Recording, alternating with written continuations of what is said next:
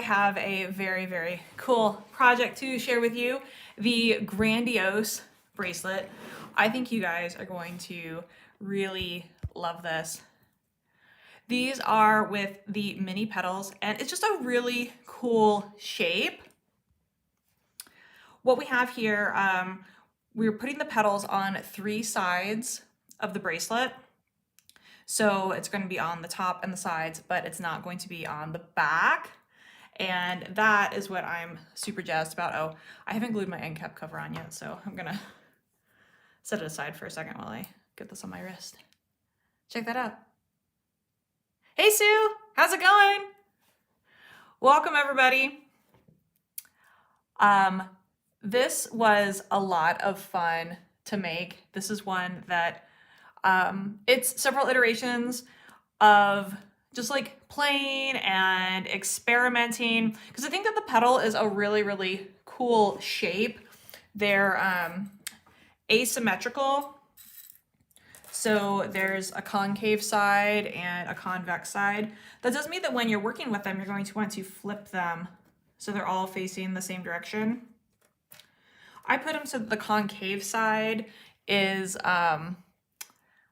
pointing up. It doesn't matter, like if you want the concave side pointing down, that's fine too. Just get them all facing the same direction and then always, you know, stab down through them. That way they'll nest like this, right? You can see how they all just like work perfectly next to each other.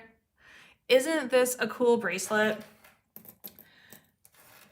So this started once upon a time. Like, where do ideas come from?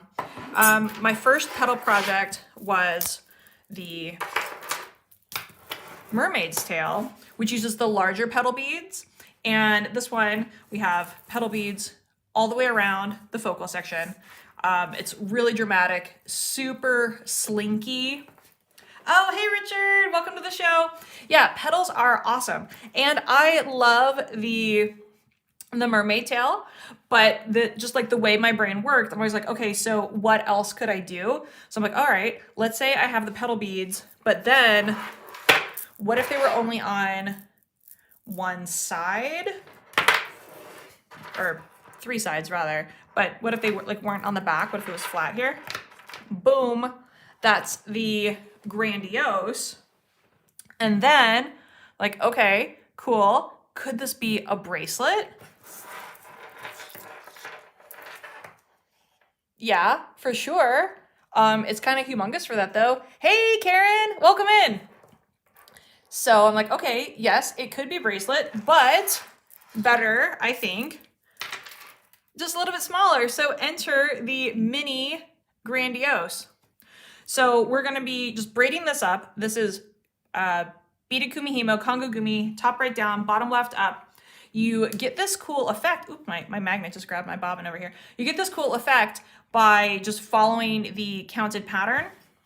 And then we're gonna finish this off with these stainless steel magnetic end caps. And the reason I chose this is so that the petals could go basically like all the way around your wrist. If we put something with a separate, you know, end cap and clasp on here, right, that's really long. So it's like taking up too much room on my wrist. So I wanted something more minimalist, something streamlined. And then to coordinate with the piece, we're gonna make just a single peyote stitch end cap cover. We're actually gonna glue this on. I just didn't have time to glue it before right now, and I didn't wanna have wet glue for my video. So when you go to glue this, you're just gonna put your E6000 just here around the edge. Don't fill it up, obviously. Just go in a little bit with a toothpick, put it on the one side, and you're gonna let it dry in the open position. That's very important. It will of course say that in the instructions, but you wanna let it dry in the open position so you don't accidentally glue your bracelet shut, because that would be a serious bummer. Let's see if I can get this on my wrist even without the end cap glued. I know I can because I've done it before, but see if I can do it today. There we go. So see, with this, you get petals basically the entire way around. So let me show you really quick how you braid this up. In the email sent out, I talked a little bit about like what level is this. It's not hard. But it maybe shouldn't be like the first thing you've ever done because the beads are asymmetrical, so you do have to pay attention to that. The other beads in the project are 11s. We're going to be working around a core because we're using Superline Micro, and because of the bead size here with the micro, that means we have to have a core to support it. And what was the other thing? Oh, it's an asymmetrical pattern. So this counted pattern means like your top right down and your bottom left up, they're not going to have the same count. And if you make it oopsie, then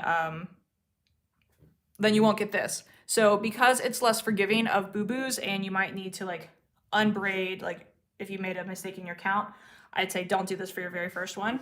But let's take a look at what's happening here.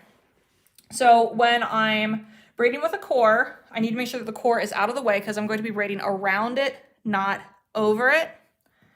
So I'm ready to do my bottom left up from the stopping point, and we're going to go up, drop that petal bead in, and it locks just like any other bead. I'm going to turn it. My core is already out of the way and I'm ready to do the top right down.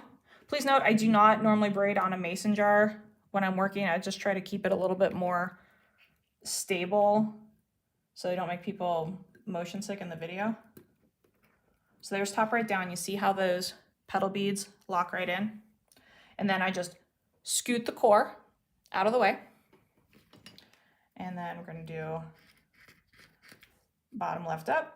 I got a seed bead here, right? So that goes in, whoop, easy peasy. Turn it. This is already out of the way. And see how this guy, here, look, I fixed it already without talking about it. It was trying to like jump up in here where it was like in between. We don't want that. Make sure that it stays below those cross warps. Let's get another seed bead here. And you can see already as you're braiding this, as you're looking down, that I have petals over here, and then this side is seed beads only.